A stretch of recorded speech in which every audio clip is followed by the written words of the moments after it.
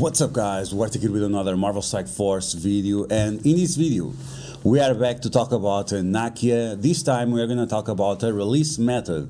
We have fresh new data mines from the Tauna's Discord server, where it's finally revealed the full limitations, let's say like that, the full restrictions of the Nakia release method. And our release method will have severe implications towards the future of the characters released by campaigns. Usually campaigns, they are the easiest way to obtain characters, but that doesn't seem to be the case going forward. Maybe, we'll see. But there are several implications that we are going to talk about, and in one way it's might be a good thing, in other way might not be a good thing. And we have talked about the value of Nakia in previous videos. Is she an amazing character? Not really. Is she going to be able to do amazing things for you in different game modes? Not really. So we're going to talk about all of that, but focus specifically on the implications of a release method and the new FOMO that we have going forward with these characters from campaigns. So as always, if you like the information on this video, make sure to share it with your friends on Facebook and Discord. If you're new to my channel, make sure to subscribe for more Marvel Strike Force content, and make sure to smash that like button. Also, let me know in the comments below what you think about these new changes, and don't panic. Don't panic, it's all going to be fine. Okay, so let's take a look at the changes of Nakia, and you can see right here that she's still going to be a campaign character. We all know this. We all knew this. So, Commander, recruit Nakia. You are needed for the Strike Secret mission. Join Nakia as she attempts to track down the person hunting members of the War Dogs, Wakanda Elite Spy Force.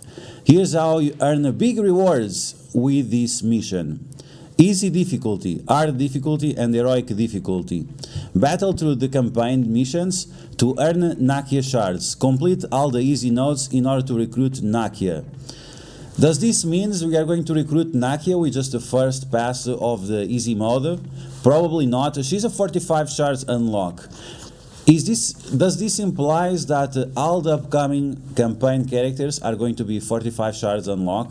That would be something actually helpful, because every time we have 100 shards unlock for campaign, it's okay, but still it takes very long time for new players, free-to-play players to obtain those characters. So if they change this, it might be a little bit better. But something interesting here is that earn big rewards. What are these big rewards? Are they changing these campaigns so they have more rewards other than the character shards? Because it's not that minor amount of gear or gold or whatever that we get that is going to make a difference. So definitely have some curiosity over there. Now let's take a look at the hard difficulty. Requires Nakia. So this is going to have huge implications, and we're going to talk about that in a second. But you cannot do the hard difficulty without Nakia. And I have big problems with this character released. It was 45 shards unlock, but it costed $50, which is double of the price that they usually sell for. And that's very, very scammy. And overall, like, the character doesn't have a lot of value outside of Alliance Wars offense. And even in Alliance Wars offense, Nakia is a character that is being released in a way so the developers control the Alliance Wars meta. And because of Dormammu, it's mostly because of Dormammu, and it's not a good thing. Like, the way they try to manipulate the meta, it's just not good. They are giving us more tools, but is it even necessary? Is it even necessary? And we have to talk about Alliance Wars in another video. Remenex recently made a video about Alliance Wars being extremely important.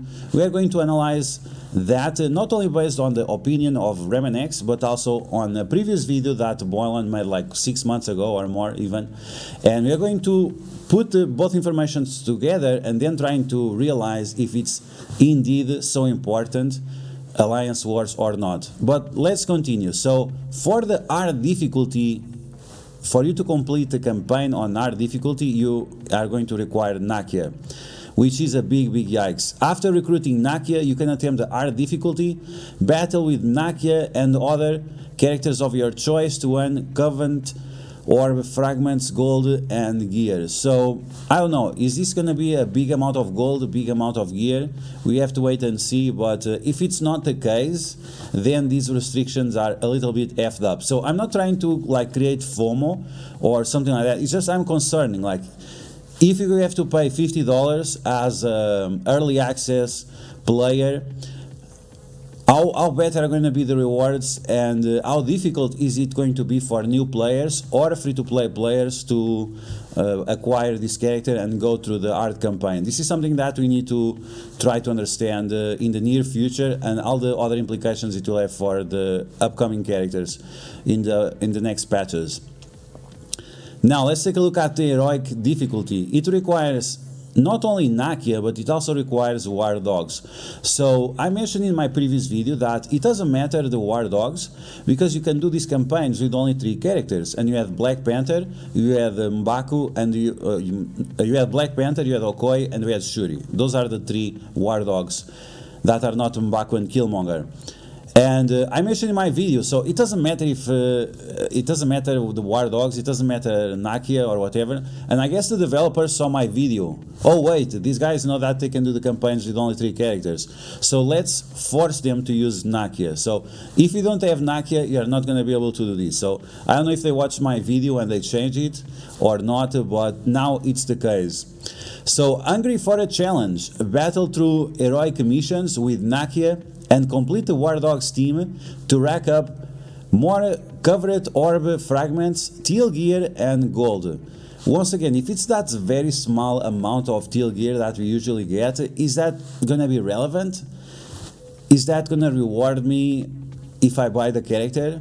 Because we have to also analyze the people that are buying the characters, and then the value of purchasing the characters early on gets greatly diminished because they have zero advantage, or the advantage is so little that it becomes not important. So this is another perspective that we need to take a look at.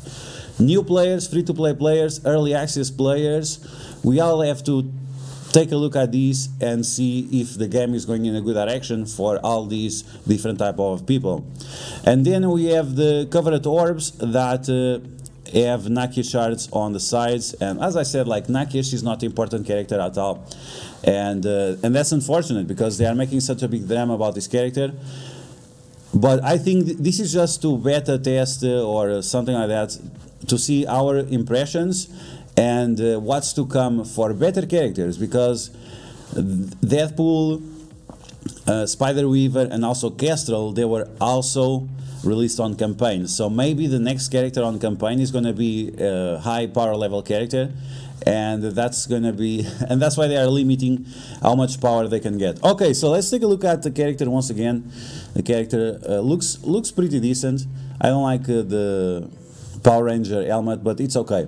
Okay, now when we take a look at the implications of this, what are the implications, what are the expectations? So the implications is that now new players, free-to-play players, and even some veteran players, their progress on these characters is going to be a lot lower. So usually you could get 5 stars, spending a lot of cores, maybe even 6 stars if you got lucky.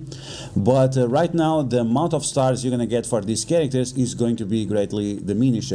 Many people have Spider-Weaver at 6 yellow stars, and I'm pretty sure that was not the intent of the developers. So they are really lowering the amount of stars you are going to get on these characters that are obtained through the campaigns.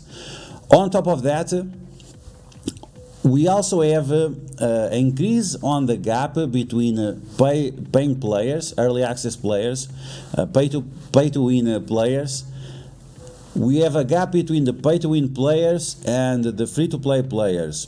But at the same time, we have a shorten of the gap between the new players and the free-to-play players, because both of them will struggle to obtain this character. And only the players that have the early access, the players to obtain this character, will have some advantage over everyone else. So this is going to lower how many stars the veteran players are going to obtain. Yes, they will have Shuri Okoi, and the Black Panther, but they don't have Black Panther 1mm, Bashenga, and they also don't have Nakia. So it will put 4-year veteran players on the same playing field as new players, which might be bad for players who have been playing for 4 years and now they cannot get the highest stars on the newest characters on the campaigns.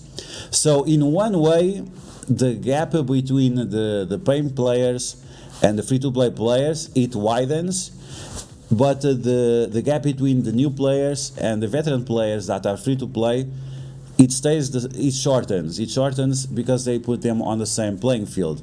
So I don't know exactly if this is a good thing or a bad thing. It's something that we'll have to see what's the reaction of the people. Let me know in the comments, is it okay for you as a free-to-play player to be on the same range as a new player?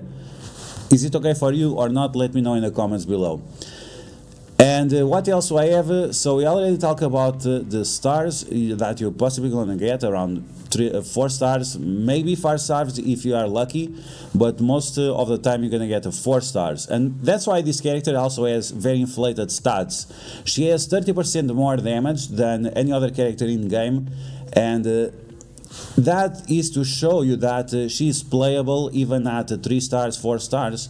We have seen this from other content creators, that even at 3 stars, 4 stars, she is fairly playable and fairly usable in Alliance Wars only. Now, one big problem with this character, and why I think this is just being a test, why they are releasing this trash character to test us out, to see our reaction, it's because the character is very, very overvalued.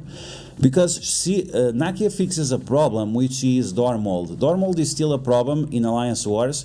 You have to mirror match it, you can use Weapon X and you can use Gamma, and you can also use Darkhold, which we don't have Mr. Negative in the game yet, so stay tuned for that in upcoming video.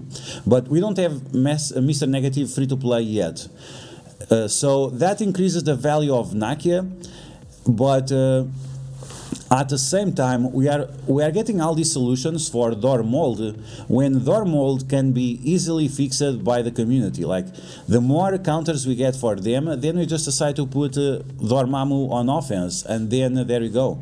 The problem is over. Or you put Dormammu together with some team like Young Avengers or like some other team that stops some of the benefits that the War Dogs have. So this is just the developers trying to shake the meta, and they are really overvaluing this character, when the meta, we can change the meta at any moment. You are thinking you are solving this problem with the door mold, we're going to put Dormammu together with anyone else, so it's probably not going to fix anything. But it's just a way to shake the meta, trying to see if Alliance Wars gets less painful, because right now it's not painful, it's dreadful. Facing all those Gamma teams, facing Dormold and these kind of teams, it can be a little bit dreadful. And other option that we have, and I'm not sure if the developers are trying to do this, is just to push us to use Dormammu on offense, which I'm not sure if it's the best way to go about it. I think it's time for Alliance Wars to have those monthly bonuses like a Cosmic Crucible has. I think that would be way more interesting than just releasing trash characters that have very, very niche, very, very specific uses in Alliance Wars only, and that limits the overvalue of them, and that also limits our experience, because paying $50 for a character that you can only use 3 times a week in one attack, it's definitely not something that is appreciated. It's pretty much, Alliance War offense characters, it's pretty much like Alliance War's defense. You play so little with them that if you don't have value in other game modes, it's really unappreciated. And that's it. So they are overvaluing the character, but at the same time the value of the character is going to drop off. And once again, it's in our hands to change the meta. The developers are trying to push us in one way, but we can go the other way against their will, and then you are just going to have a very, very expensive and very, very overvalued Blitz character, and no one wants any of that. So yeah guys, that's going to be the video. I hope you guys enjoyed. If you did, make sure to smash that like button, and if you found the video helpful, If you found the video helpful, make sure you share it with your friends on Facebook and Discord. If you're new to my channel, make sure to subscribe for more Marvel Strike Force content. Stay tuned for the upcoming campaign for Nakia. We'll do that on live stream or on a video. Stay tuned for that. In case you need some help, you can always ask on my Discord. Link will be in the description. And that's all for now, and I will catch you guys later.